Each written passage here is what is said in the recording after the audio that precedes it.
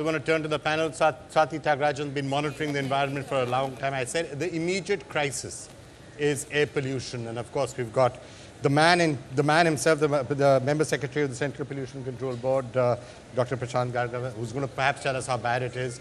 It's also great to have with us Purva Bhandari and Jaydar Gupta, both with us as well. Ambika's here as well. Swati, I'm just going to hand it over to you to try and figure out some of the solutions. But before I do that, I just wanted to ask you, you know, we keep using this Game of Thrones reference to say winter is coming. And that's really the way all of us in North India feel. Winter is coming. We are seeing that it's the 2nd of October today. 1 month from now, we're going to be gasping for breath. It's going to be a choke. The skies are going to be hazy. We're going to be panicking, and it's going to be top headlines. And unfortunately, we can see it coming. And every year we keep hoping it's going to be better this year. Is it going to be better this year? It is going to be better this year, certainly. I feel like saying, "Aapke muh mein ghee shakkar."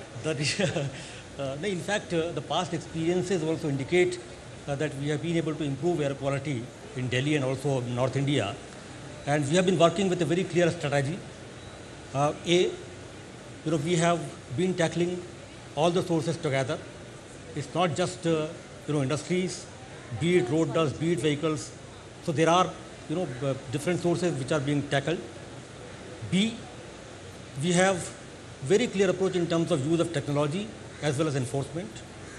3, there are big policy initiatives, moving to BS6, leapfrogging in case of auto fuel, then tightening of standards, be it power plants or cement, and surveillance, through remote sensing, online surveillance in the major industrial sectors, to enhance our enforcement capacities. So a whole lot of activities that are, moving together. In addition to that, since you talked about, Delhi winter, the 41 teams from Central Pollution Control Board, we have been doing it proactively. There are different agencies who are involved, but our own teams have been deployed in Delhi and other NCR towns, which are giving direct feedback from the ground to the concerned agencies कि कहीं पे भी कुछ मिलता है तो कैसे उस पर एक्शन ली जाए. तो मुझे लगता है कि there are a whole lot of things that are happening in case of crop residue burning. Farm implements are being distributed in Punjab and Haryana, and hoping that this is going to be reduced this year. So I'm pretty confident. I always work with positive mindset. So we are doing our best, doing everything that is possible in a very strategic manner. Swati, is that going to be enough? Remember, we spent some time trying to create an air pollution agenda. So maybe we should try and table the specific items that we had.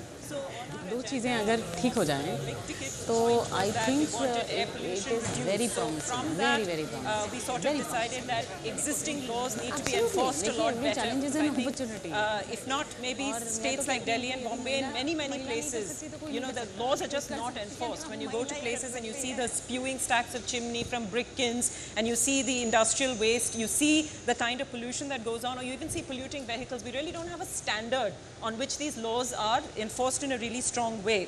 I think apart from air pollution on the outside, one of the big things we should all be looking at is indoor air pollution. That affects directly over 500 million people in this country. I think something like 1.6 million deaths in the country are attributed directly to indoor air pollution. And this is a problem because you're trapped inside your house, and this is not just I'm not just talking about in rural areas or villages or in urban settlements where they're cooking inside the house. Certainly there's a bigger problem there because they use kerosene and they use wood, things that obviously cause the fumes to come out, and they're inhaling that directly. But in our own homes where we think we're all right, when we leave outside and come in, even with our, we have those air cleaners or whatever, the problem is that trapped air is a lot more toxic for us than external air pollution. So this is a major problem. So in our agenda, we had said we must focus on indoor air pollution as well. So I want to go across to Jaydev because he's a direct sort of example, a case study on what happened. You used to run marathons, and then you found yourself struggling to breathe, and you actually had a lung ailment. So why don't you tell us, because you had a direct, problem with it? Actually, my journey started about 5 years ago when I was running and training for a half marathon. And one day I started wheezing, and before I knew it, I was in a hospital on a ventilator, and I had lost about 40–45% lung function. And prior to that day, and actually prior to my realization that my ailment was due to air pollution, I always believed and I was always told that you are what you eat. And, you know, we eat and drink about 5 to 7 liters a day. We consume 12,000 liters of air in a day, in a single day, and a lot more if you're exercising. So I'm going to tell everybody today that we are what we breathe. We are not what we eat. We are not what we drink. The other thing is that, you know, even the government in Delhi, and I'm seeing a lot of these articles about them putting these external air purifiers in crowded places. You know, we spend about 22 hours in a day indoors, on average, 20 to 22 hours in a day. So I would say, I think the focus needs to change to schools. It needs to change, you know, children are the most susceptible. You know, children have developing lungs, they're always bouncing, they're breathing more air, they're breathing the air deeper into their alveoli. And I mean, I also want to mention that today the air quality, we're sitting on this beautiful beach, you know, this is how tricky air pollution is. It's 135, PM 2.5 right now is 135 on the beach in Mumbai. It's worse today here than it is in Delhi. And I know that, you know, Mumbai and the rest of the coastal India thinks that we, you know, they're insulated by all this beautiful sea breeze. But I have a monitor right here that's showing a level of 113, slightly more than Delhi today. This is equivalent, if you stayed in this air quality, you're smoking 5 cigarettes today. I left Delhi to come here for the Cleanathon, saying, isn't it great? And now you tell me that. I'm so sorry. But I have to say, 113, for those of us who live in Delhi, we are saying, what are you talking about? This is like being in Switzerland, right? 113. I think what I wanted to point out... What is the level that should be? Sir, the WHO safe level is under 15 or a 24-hour average of under 25. Under 25? Under 25 micrograms. The Indian safe level is under 60, which we've never met in North India. The standard is for 24-hourly average exposure, which is 60 microgram per meter cube for PM 2.5. And what this machine shows, of course, you know, one needs to check, you know, how, you know, calibrated this is, but these are only showing the instantaneous values. So unless until one is exposed to more than 60 for 24 hours a day, then probably the impact would not be that much what an instantaneous value what he is indicating. So you mean to say that you have to be How exposed pure to is that machine of yours? No, it's a reset certified machine. It's it's the reading is gold. I mean, we can rely on it. You know, air pollution is tricky, and that's what the point I wanted to make. You know, we in general have an apathy towards the health and environment. I want to also talk about myths. You know, a lot of people say, oh, it's not as bad as it seems. Well, there's no way for your body to know how bad it is.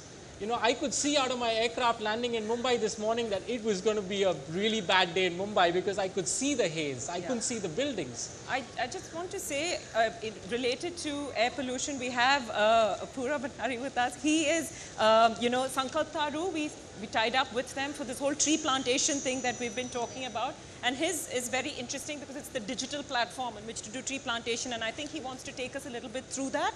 But Mr. actually, Pura? before you do that, I just wanted to ask you a question. Because we are focusing the whole day on saying we must plant trees. That's the main aim today, is to say, tell all of you, go out, plant a tree, look after a tree, post pictures of it. And that's what we're pushing people to do. Does the plantation of trees actually have a measurable impact on air pollution? It may seem obvious, but I'm just asking whether there's scientific evidence to support. So definitely it has. So as an average, a tree sequesters around 1 ton of CO2 in the entire lifespan, provides oxygen supply to enough oxygen supply for 2 people for a year. So or 4,100 liters of oxygen is produced by a tree. So those kind of stats we have, definitely it has very positive impact, as well as just to add to air pollution, like this aspect, like now there is an acute need to have green lungs for cities, because we've been talking about indoor air pollution or outdoor air pollution. You know, now we need to sensitize residents, societies to not plant ornamental trees, but plant those kind of trees which really sequester carbon dioxide. So that's something there. So what kind of trees are they? So we have figs, fig, people, neem, yes, definitely, these kind of trees. Vikram, I just want to go on record in busting another myth. So trees have no impact on reducing PM 2.5. Our urban India problem severe problem is PM 2.5 because it is a carcinogen. Okay, I'm not minimizing is all trees. PM 2.5, just to ask you, Ambika, to get this, is all PM 2.5 equally bad? Because some of it is dust which is coming in, we keep hearing it, some of it is dust which is coming in from Arabia or various other places. Is that as bad as the PM 2.5 you will inhale from smoke? Swati, do you want to take that? Because I... 2.5 across the board is pretty What is bad. what is Okay, PM so it's 2.5? the size of the micron of the molecule that you're inhaling. Now, a PM10 particle is less dangerous because our lung capacity to be able, for the molecule to be able to penetrate the lung What does is PM more stand for? difficult. PM is particulate Slightly matter. bigger. So Particulate particulate matter. So when it's 2.5, it means that it's small enough to penetrate directly into your lungs, which is why PM 2.5 is such a problem. Can I take this in a little... Maybe PM 2.5, Mr. Bachchan, primarily originates from combustion-related sources. Huh? Combustion-related sources. Okay. Vehicles, burning. So these are essentially carbonaceous fractions, which otherwise also are harmful. And being smaller in size, they get deep into the lung. So that's what is the problem. Now PM10, the coarser fraction, major things come from road dust and other kind of things.